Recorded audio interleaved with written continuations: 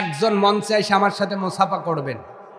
একজন যুবক, তওবাকারী যুবক আমি দেখতে চাই, হুজুর আজ থেকে এই গেমগুলো ফ্রি ফায়ার পাবজি আমি আনইনস্টল করে দিব, আর এই গেমটা খেলবো না। একজন যুবক দাঁড়ান, আমার ওয়াজ সার্থক হবে আমি মনে করি। আসেন, সুবহানাল্লাহ জোরে বলুন, লিল্লাহি তাকবীর, লিল্লাহি তাকবীর। আপনার নাম? শাহিন আলম ভাই আর নীরব ভাই, ওইদিকে তাকান, ওইদিকে ঘোরেন, আমরা দোয়া করব। এদের চেনেন? আপনাদেরই কারো ছেলে, কারো নাতি। এই দুইটা ছেলের জন্য আজকে স্পেশাল দোয়া করব আমি। সাইয়েদনা মূসা আলাইহিস সালাম গোপনে যেই দুইটা জিনিস নিয়েছিল ওই দোয়াটা করব আমি। সুবহানাল্লাহ কোন।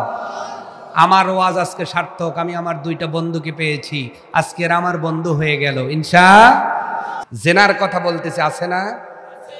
এই মানুষগুলো জেনা করে, অথচ ঈদের দিনে এমন ভাবে নামাজে যায়, কথা কয় না।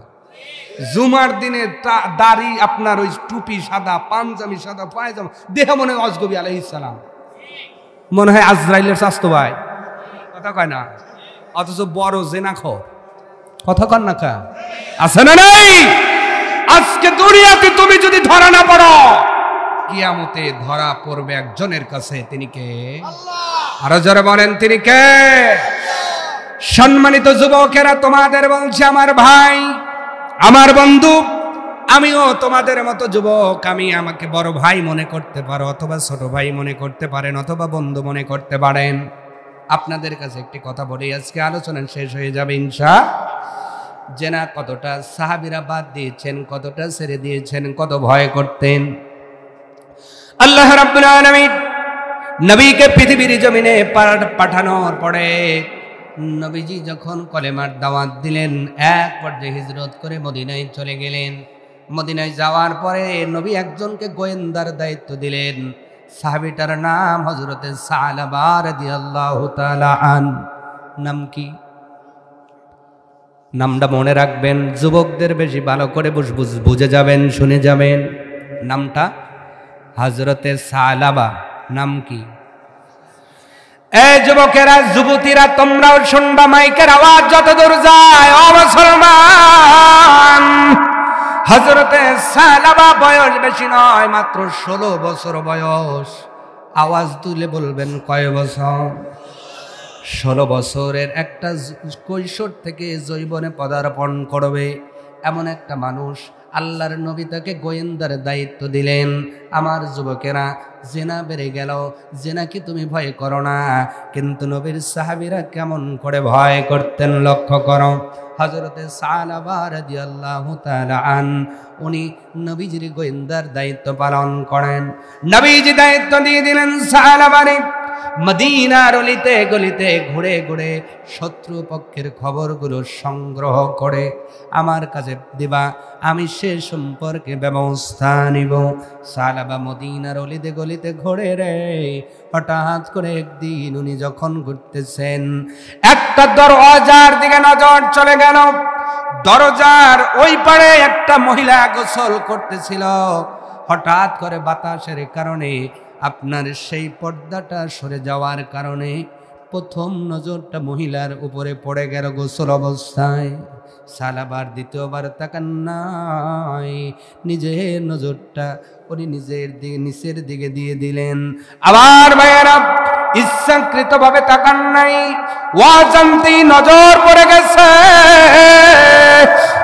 এরপরে উনি নজরটা নিচের দিকে দিলেন, আর মনে মনে ভাবলেন, আরে আল্লাহর কোরআন বলে, লা তাকরাবুজ জিনা, জিনার নিকটবর্তী হয় না, ইন্নাহু ফাহিশাতাউ ওয়া সাআ সাবিলা। নিশ্চয় এটা শয়তানের গর্হিত কাজ, এটা শয়তানের গর্হিত পথ। পৃথিবীর মানুষ সালাবা চিন্তা করলেন, আমি নবীর সাহাবী হয়ে কেমন করে পরিশ্রীর উপর আমার নজর পড়ে গেল। আমি না নবীর সাহাবী, আমি না ইমানদার, আমি না মুমিন। ও যুবক ভাই, 16 বছর বয়সের সালাবা কি চিন্তা করে আর তুমি কি চিন্তা করো রে ভাই? সালাবা চিন্তা করে আমি না যুবক, আমি না মুসলমান, আমি না নবীর উম্মত, কেমন করে এই কাজ আমার দ্বারা সংগঠিত হতে পারে? না না, এই মুহূর্তে বুঝি আল্লাহ আয়াত নাজিল করে নবীকে খবর জানায় দিবি আমি মুসলমান নাই রে, আমি বুঝি মুনাফিক হয়ে যাব। এই খবর নবী জানার পরে ব্যবস্থা নেবে। না না, কেমন করে আমার চেহারাটা নবীকে দেখাইব? এই চেহারাটা নবীর কাছে কেমন করে দেখাবো আমি? নবী যদি আমাকে বলে ও সালাবা, আমার উম্মত হয়ে যাওয়ার পরে, আমার সাহাবী হয়ে যাওয়ার পরে এমন কাজ তুমি কেমন করে করলাম, কি আনসার নবীকে দিব রে? এই চিন্তা করে উনি আর নবীজির কাছে গেলেন না। পাহাড়ের পাদদেশে আশ্রয় নিলেন। ওখানে গুমরে গুমরে সালাবা শুধু কান্দে, আল্লাহর কাছে কান্দে, মালিক আমার খবরটা নবীজির কাছে পৌঁছায়া দিও না। আমি ইচ্ছা করে তাকাই নাই।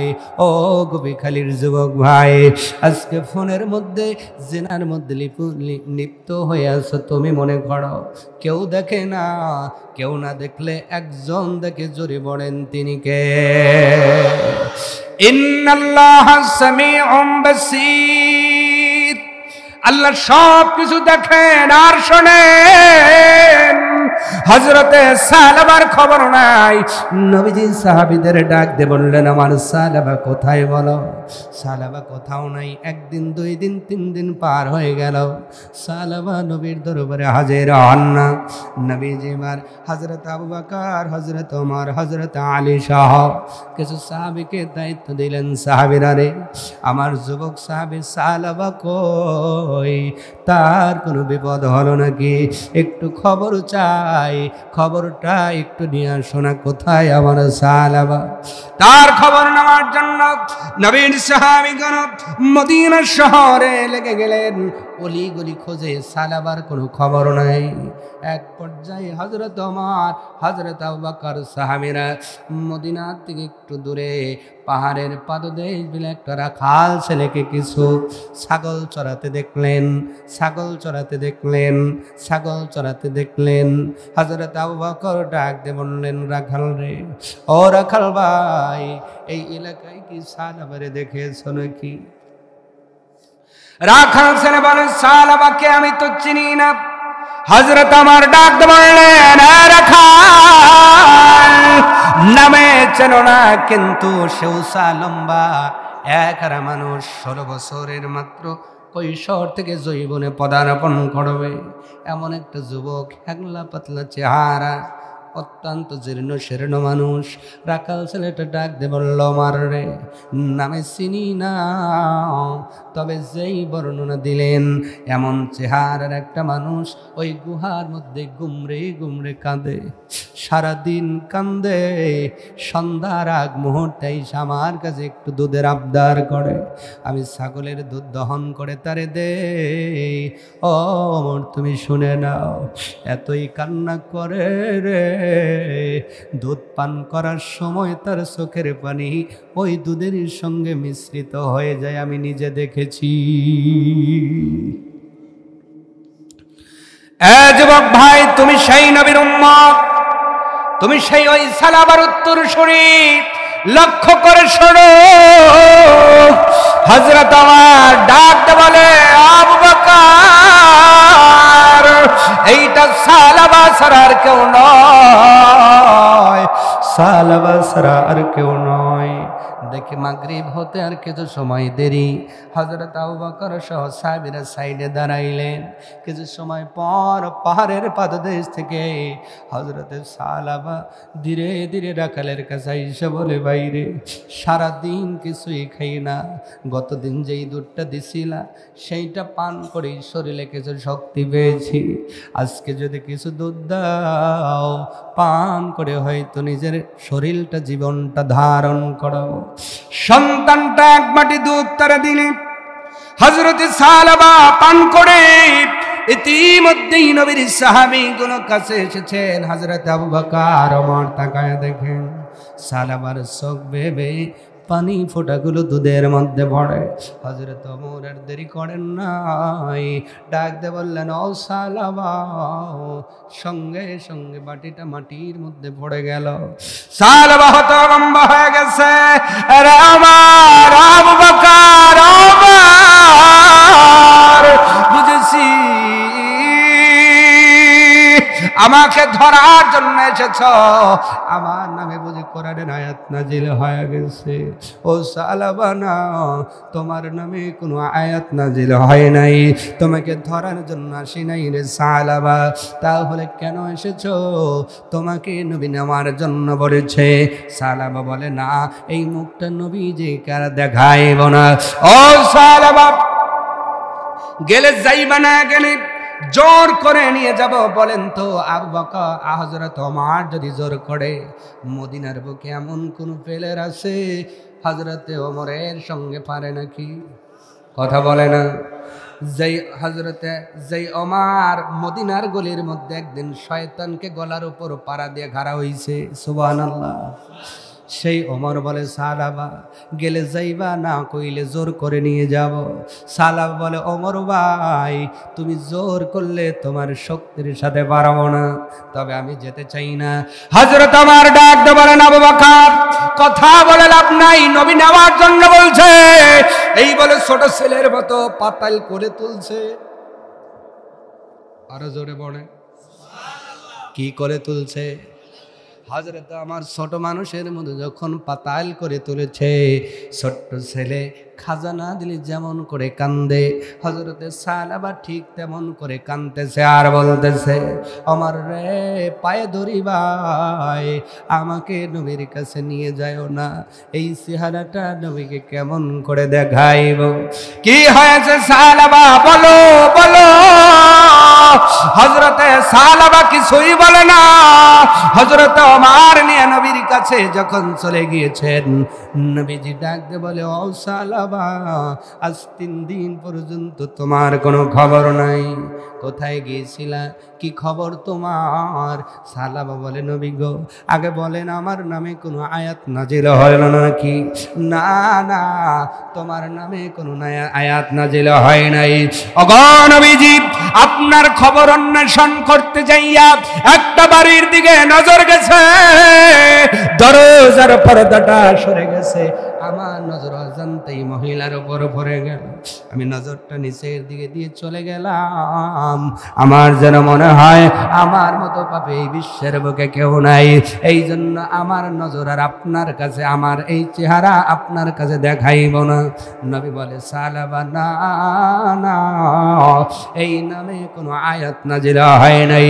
হযরতে সালাবার মাথাটা নবীজি নিজে উরতের উপর রাখছেন। ছোট্ট ছেলেকে মা বাবা যেমন মাথাটা নেড়ে দেয়, আমার নবীজি রহমাতাল লিল আলামিন সালাবার মাথাটা সুন্দর করে চুলগুলো নেড়ে দেয় আর ডাক দিয়ে বলে, সালাবারে, ই কি হাল করেছো চুলের, খুশকো খুশকো হয়ে গেছে, কোনো যত্ন নাই, গোসল নাই। সালাবার চোখ বেবে পানির ফোঁটাগুলো জমিনের মধ্যে পড়ে। হঠাৎ করে সালাবা ডাক দিয়ে বলেন, নবীজি, আপনার মতো নবীর হাতে আদর পেয়ে আমি সালাবা বড় ধন্য হয়ে গেলাম। তবে একটা কথা বলি নবী, আমার চামড়া আর হাড্ডির মাঝে পিপিলিকার মতো কি যেন ঘোরপাক খায়। নবী গো, এই জিনিসটাকে একটু বলেন না। নবীর মনটা ছোট হয়ে যায়।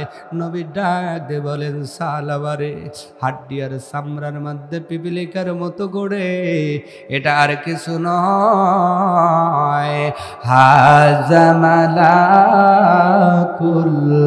মাউত।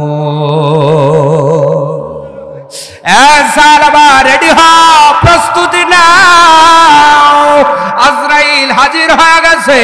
ও গোপীখালীর যুবক ভাই, আজকেও পেপার পত্রিকা খুলে দেখো, অনেক সন্তান অ্যাক্সিডেন্ট করে বিদায় হয়ে গেছে, অনেক সন্তান কারেন্টে ধরে বিদায় হয়ে গেছে, অনেক যুবক ছেলে হাসপাতালে মারা গেল, অনেক যুবক সন্তান ঘুমের ঘরে মারা গেল। সালাবার 16 বছর বয়স, নবীর বাসায় আজরাইল হানা দিছে। কি তোমার এত গ্যারান্টি যে আজকে ফোনের মধ্যে অপকর্মে লিপ্ত আছো, ফোনের মধ্যে জেনার মধ্যে লিপ্ত হয়ে গেছো? কোনো গ্যারান্টি নাই, গ্যারান্টি নাই। আজকের রাতই শেষ রাত হয়ে যেত, আরে কি পারে না? তাহলে কিসের এত বড়াই রে ভাই? একটু ফোনের মধ্যে ভালো ভালো জিনিস দেখতে হবে, তার নাম কোরআন। আছে না নাই? ফোনের মধ্যে আছে না নাই? আমার মতো ক্ষুদ্র মানুষ এতগুলো বই ডাউনলোড দেওয়া আছে, যদি টাকা দিয়ে কিনতে যান কমপক্ষে 2.5 থেকে 3 লক্ষ টাকা লাগবে।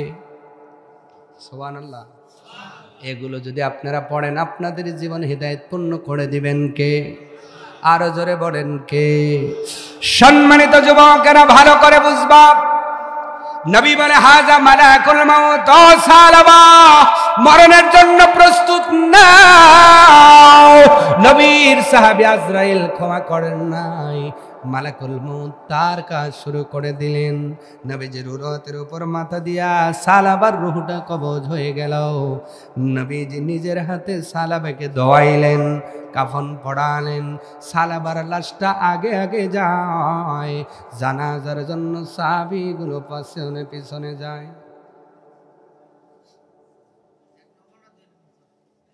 কি চাচা?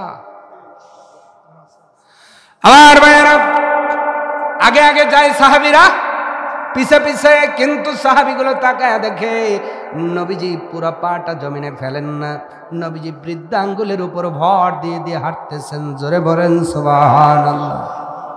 কোন আঙ্গুল? পায়ের বৃদ্ধাঙ্গুলের উপরে সমস্ত পা জমিনে ফেলেন না। সাহাবীগুলো আশ্চর্যিত হয়ে গেলেন। একজন সাহাবী বললেন, নবী গো, আমরা সকলেই স্বাভাবিকভাবে হাঁটি, জানাজার ময়দানে যাব, আপনার হাঁটার মধ্যে অস্বাভাবিকতা লক্ষ্য করা যায়। নবী বলেন, আমার সাহাবীরা, আমি যা দেখি তোমরা সেটা দেখো না। আমার সালাবার জানাজায় এত পরিমাণ রহমতের ফেরেশতা হাজির হয়েছে, আমি নবী পা রাখতে বড় হিমশিম খেয়ে গিয়েছি।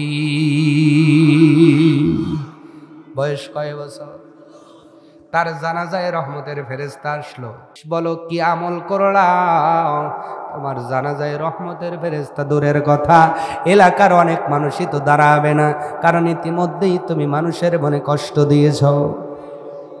কথা বলেন।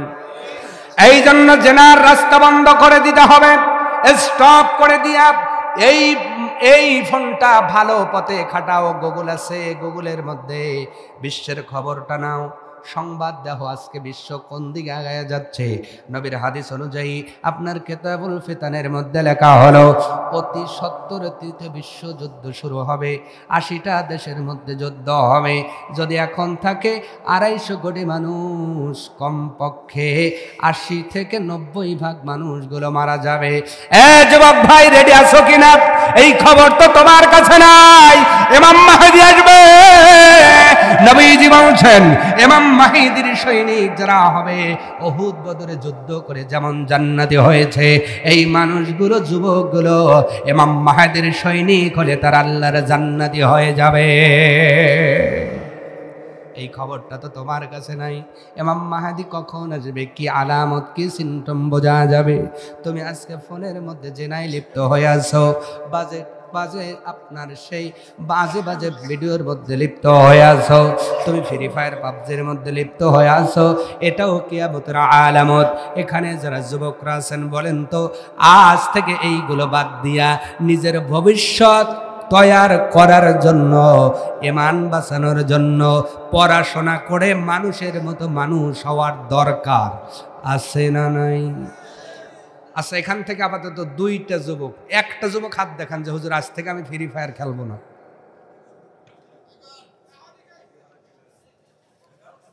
আমি অজালে আজ চাই না, একজন মঞ্চে এসে আমার সাথে মুসাফা করবেন।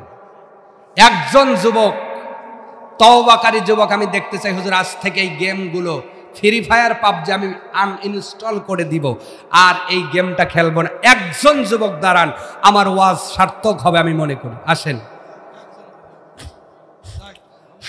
সুবহানাল্লাহ জোরে বলুন, লিল্লাহু তাকবীর, লিল্লাহু তাকবীর। আপনার নাম?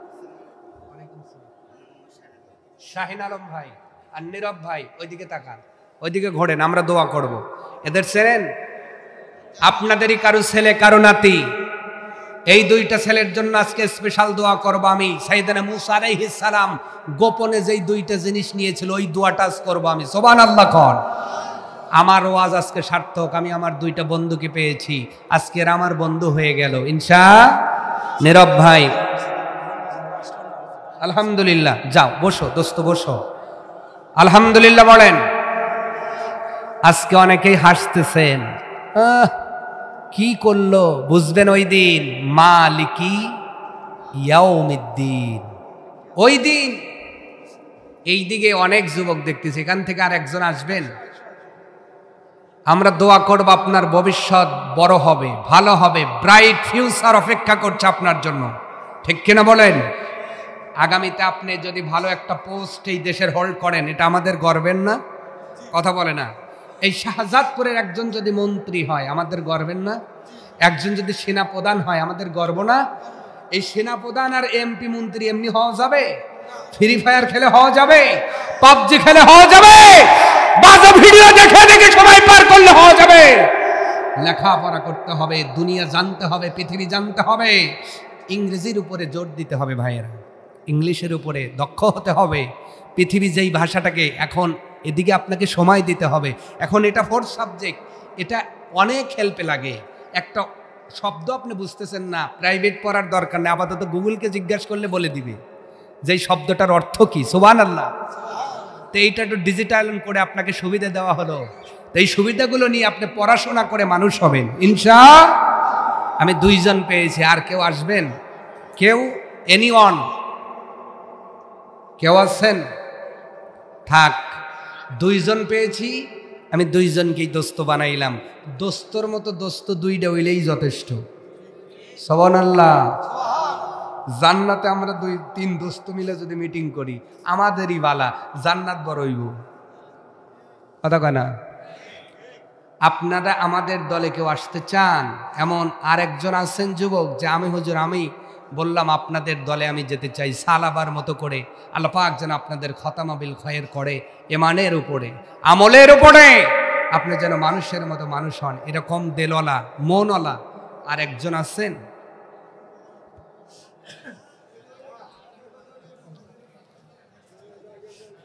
কি নাম? হালিম, আব্দুল হালিম। আলহামদুলিল্লাহ বলেন, আলহামদুলিল্লাহ বলেন। মন থেকে দোয়া করুন। আমরা দোয়া করছি আল্লাহ তার হায়াতে বরকত দিক। এই তিনজনকে আল্লাহ দৌলতওয়ালা বানায় দিন। আমিন আমিন আমিন। এটা জোরে আমিন বলা যায় না, আরো জোরে বলেন আমিন। তিনটা দরখাস্ত এই মুহূর্তদের জন্য, যেটা নবী করেছেন। 1 নাম্বার, দোয়া গোয়াম বাদারগাহ ইলাহি হায়াতো দৌলাতো এলমান দারাজ। আমরা বলছি আমিন। আল্লাহ আমার এই 2-3টা দোস্তকে পরিপূর্ণ হায়াত দিন। জোরে, আরো জোরে, আরো জোরে। 2 নাম্বার, আল্লাহ হালাল ভাবে বড় লোক বানায় দিন। 3 নাম্বার, আল্লাহ দিন ইহলৌকিক পরলৌকিক জ্ঞান দান করে দোজাহানে আল্লাহ তাদের কামিয়াব করে দিন। এর চাইতে বড় দোয়া আছে? 3 জনের জন্য কবুল হয়েছে, আগামীকালও দোয়া করব। কয়েকদিন আগে দত্তকুষা রোডের পাশে ওখানে 2টা ছেলে আমার হাতে হাত দিয়ে এভাবে ওয়াদা করেছে। আমরা দোয়া করছি বারে বারে, আজকে ওদের জন্য, ওই 2টা ছেলের জন্য দোয়া করব। তাহলে এদের জন্য দোয়া আগামীতে হবে না? হবে ইনশাআল্লাহ। আমি প্রত্যেকটা জালসায় যদি 2-3টা যুবক এই ভাইরাস থেকে ফিরাতে পারি, আমার জায়গা থেকে আমি সার্থক মনে করি, ঠিক কিনা? কারণ আগামী এই এদের কাঁধেই দেশ ভর করে থাকবে। মুরব্বীরা বিদায় হয়ে যাবে, মারা যাব, আমরা দেশ চালাতে পারবো না, ওরা দেশ চালাবে। এবং ওদেরকে ঈমান এবং আমলের উপরে রাখার দরকার আছে না নাই? আগামীর ভবিষ্যৎ ওরা। আগামীর দেশের নায়ক ওরা। এই জন্য ওদেরকে জাতি বিজাতিরা চায় গেমের মধ্যে ফালায় দিয়া সারা রাত খেলবো আর সারাদিন ঘুম পারবো, এর মধ্যে নবীকে গালি দেয়। যুবক তো যুবককে মুসলমান মারতেছে, যুবকরা ভুল বললাম। মনে রেখে দিও যুবক ভাই, গেমটা ডেভেলপ করাই হয়েছে এই কারণে। ইতিহাস খোলো, ফ্রি ফায়ার পাবজি গেমটাকে ডেভেলপ করা হয়েছে, যারা ডেভেলপ করছে তারা খেলে না। ওরা এই সময়টা প্লেন বানায়, এই সময়টা কাজে লাগে ওরা অ্যাটম বোম বানায়, এই সময়টা কাজে লাগে ওরা পারমাণবিক বোমা বানায়। আর তুমি দারদার মারমার tick tick tick tick tick tick মাজা চলে না, এক পাও দক্ষিণ চড়া এক পাও উত্তর চড়া। এখন যুদ্ধ লাগলে ও তো দমক দেওয়ার আগেই হয়ে পড়ব। কথা কন না কা? ইমাম মাহাদির সৈনিক হতে হলে ইমানি ভাবে শারীরিক ভাবে প্রস্তুত হওয়ার দরকার আছে না নাই? আপনি কেন রাত অযথা নষ্ট করছেন? এই সময়টা আপনি লেখাপড়ায় দেন, দেশের অবদান রাখেন, দেশে কাজে লাগান, আপনি দেশের সম্পদ হবেন, আপনি মুসলমানের সম্পদ হবেন। সুবহানাল্লাহ। আজকে আপনাদের গেমের মধ্যে ডুবায় দেয়া মুসলমান কেমনে মারা যায় ওই প্ল্যান ওরা বসে বসে করে। আর আপনার গজলের আবদার মহিলারা জানাইছে, মারহাবা খান। আপনারা তো আর গজল শুনবেন না, মহিলারাই শুনুক। গজল খালি বাংলা আছে, হিন্দি গজল আছে না? কথা কয় না। এখন অনেক যুবকের ফোন যদি সার্চ করে দেখবেন হিন্দি আছে, হিন্দি দিয়ে আবার ছাগলের 3 নাম্বার বাচ্চার মতো লাভ পারে।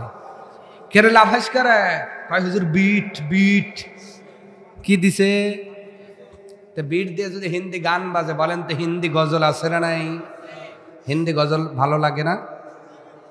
সব বলবো। উর্দু আছে না, ফার্সি, আরবি, ইংরেজি সবই খালি গুতো মারতেছে বোয়াল পাসের মতো, কিন্তু বলার সময় পাইতেছি না। অন্য কোনোদিন আসলে শোনাইব, একটা টান শোনাই, হিন্দি শোনাই, শোনাবো।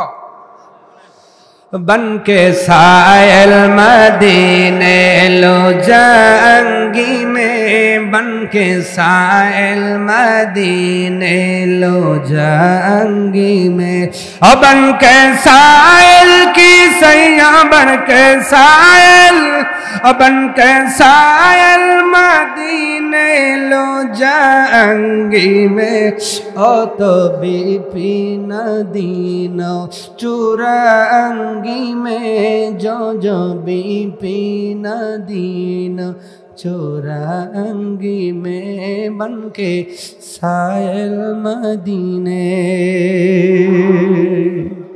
अल्लाह के दी मदीना बारी दूर है, लोग के दी कि सैयह बन के दी, लोग के दी मदीना बड़ी दूर है, रात दिन कर की पैंड मौका बंगे में, रात दिन कर की पैंड मौका बंगे में, बन के सायल मदीने। অনেকেই বোঝেন নাই, হুজুর গাইল পারল না, আশীর্বাদ করলো, তাই না? এবার অর্থ বলতেছে, অর্থটা শোনেন। আমি যে গজলটা বলি ওইটার অর্থ বলে দেওয়ার চেষ্টা করি যেন বুঝতে সুবিধা হয়। সুবহানাল্লাহ বলে। বানকে সায়েল মদিনা, হে আল্লাহ আমাকে মদিনার সায়েলকারী বানাও। লোজাআঙ্গি মে, এবং শুধু সায়েলকারী বানাই ক্ষান্ত রাইখো না আল্লাহ, যে কোনোভাবে একটাবার মদিনা নিয়া মুসাফির বানাইও। এইবার বলেন অর্থটা ভালো না খারাপ? আপনি যুবক ভাই কিছুই পারেন না, খালি এই পায়ারটা রাস্তা দিয়ে যাচ্ছেন আর বলতেছেন আল্লাহ একবার কবুল করলে আপনাকে হাজি বানায় দিবে। সুবহানাল্লাহ জোরে কর। লোকে কে দি মদিনা বাড়ি দূর, এ লোকে বলে মদিনা তো বহুদূর, কিন্তু কবি বলছে আমি একজন আশেক হিসেবে মনে হয় মদিনা আমার অন্তরের মধ্যে বাসা বেঁধেছে। আরো জোরে বলুন সুবহানাল্লাহ। এই জন্য অর্থ সহকারে গজলগুলো আমরা জানার চেষ্টা করবো ইনশাআল্লাহ। তো হিন্দি শোনাইলাম, অন্য কোনো দিন আসলে উর্দু, ফার্সি, আরবি, ইংরেজি শোনাবো। একটা বাংলা শুনিয়েই আজকে মোনাজাত হবে ইনশাআল্লাহ। তোরাব কাকা নাতিদের জন্য 500 টাকা দিয়েছে, আল্লাহুম্মা আমিন। আল্লাহ দাদার দান নাতিদের জন্য কবুল করো, যেই নিয়তে দিয়েছে আল্লাহ নিয়ত পূরণ করো, তাদের মানুষের মতো মানুষ বানাও, হায়াত বৃদ্ধি করো, ইলম দান করো, দৌলত দান করো, বলেন আমিন। যেহেতু মসজিদের প্রোগ্রাম, আমরা নামাজ নিয়ে একটি গজল শুনবো ইনশা। সবাই আমার সাথে পড়বেন, যুবক যারা আছেন উচ্চ আওয়াজে। পড়া যাবে না?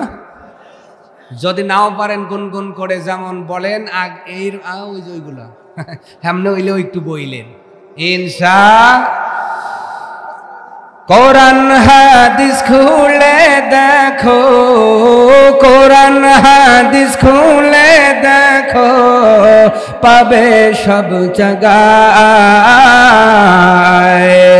নামাজ সারা রোজ হাসরে নেই কোনো উপায়, নামাজ সারা রোজ হাসরে। মাশাআল্লাহ, অনেক সুন্দর লাগতেছে না? বলবো বাপরে অ্যাক্টিভ আছে, অনেক ভালো লাগতেছে না আমাদের? মাশাআল্লাহ, আল্লাহ কণ্ঠে বরকত দিয়ে দিবে ইনশাআল্লাহ।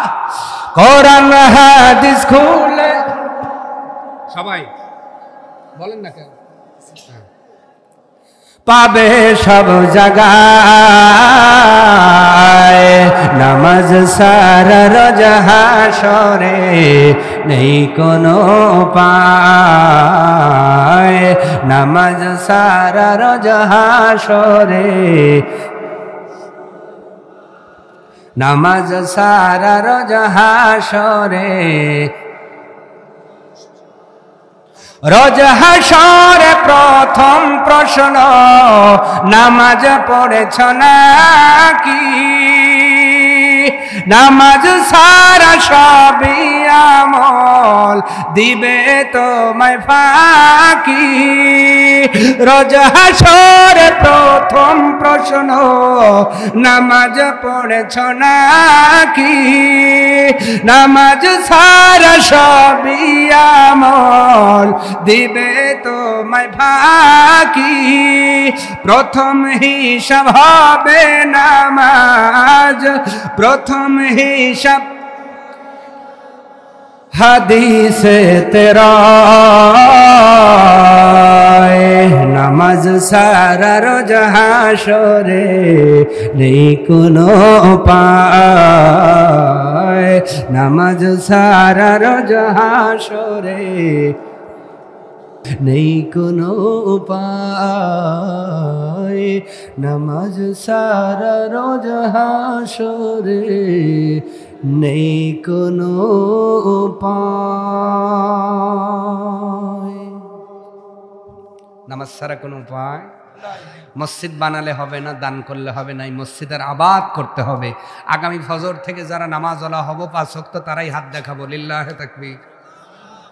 কারা কারা ফজর থেকে টান টান?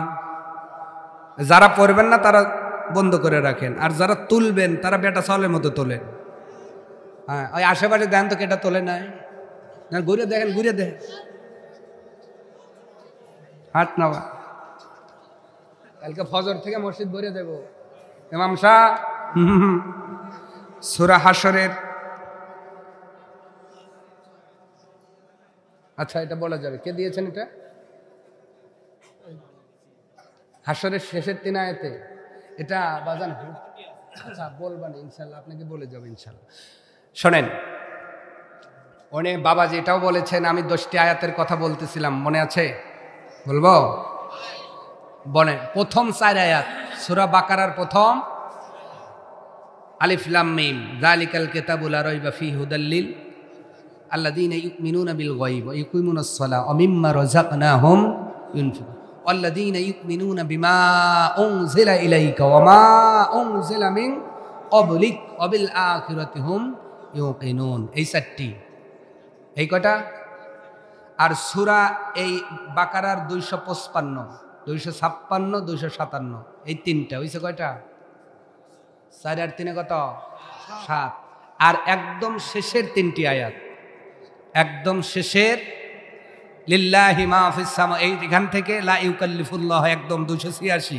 তাহলে এই 3টা, 3 3 6 আর আগের 4 কত হইছে? এই 10টি আয়াত মুখস্থ করবেন। জবান যদি পবিত্র থাকে, সুদের টাকা, ঘুষের টাকা, মিথ্যা সাক্ষ্যের টাকা, আইল ঠেলা রইছে আইল যদি না যায়, হ্যাঁ, আর ওই নির্বাচনের চা সরকারি মাল কইলেও সরকারি মাল দরিয়ামে ডাল, তাই দরিয়ায় যদি ওই জাতীয় জিনিস না ঢোকে, জবান যদি পবিত্র থাকে তাহলে কাজ হইব। আর যদি ওই যে 10টি আয়াত মনে থাকবে থাকবে ইনশাআল্লাহ। 4টা কথা কবরের বলেছিলাম, মনে আছে? 1 নাম্বার লাগবে আমাদের কি? সাথী। 1 নাম্বার লাগবে কি? এইটা হলো কোরআনুল কারীম। কবরের সাথীর নাম কি? দুনিয়ার মধ্যে ওই বন্ধু সবচেয়ে ভালো যার বাড়িতে বেশি যাওয়া যায়, যাওয়া আসা থাকে, সেই বন্ধুর সাথে পরিচয় থাকে, ভালোবাসা থাকে। যত ভালো বন্ধুই হোক, যদি না যাতায়াত থাকে, বন্ধুর পরিচয় থাকে, তো এই জীবনে খোলেন না, বছর চলে যায় তাও খোলেন না, মুরগি ডিম পাইতেছে কোরআনের পর এখন, কথা কয় না? তো এই বন্ধু তো ভালো হবে না। অতএব আমরা কোরআনটা পড়বো, বুঝবো, বুঝে আমল করব। কোরআনের এই আমল যখন বডির মধ্যে সাজাবো, কোরআন আপনার বন্ধু হয়ে যাবে। হাদিসের মধ্যে আসছে কবরের পাহারাদার হয়ে যাবে। আল্লাহু আকবার। 2 নাম্বার লাগবে বাতি। এইটা হলো নিশিরাতের আমল। এই আমল মানে তাহাজ্জুদের নামাজ বোঝানো হয়েছে, যারা পড়বে তাদের কবর আলোকিত হয়ে যাবে। 3 নাম্বার এয়ার কন্ডিশন। শীতের দিনে লাগবে ল্যাপটপ, আরামদায়ক, নাতিশীতোষ্ণ নয়, গরম নয় ঠান্ডা কবর আল্লাহ বানাবেন যারা 5 ওয়াক্ত নামাজ পড়বে। সুবহানাল্লাহ। কয় ওয়াক্ত? আর পোকা তাড়ানো ঔষধ লিকুইড, সেইটা যেটা আল্লাহর ভয়ে যাদের চোখ থেকে পানি ঝরে, এই পানিগুলো আল্লাহ বিফলে দেবেন না। এই পানিগুলো সংগ্রহ করে বান্দার কবরের মধ্যে দেওয়া হবে। সাপ পোকা তো দূরের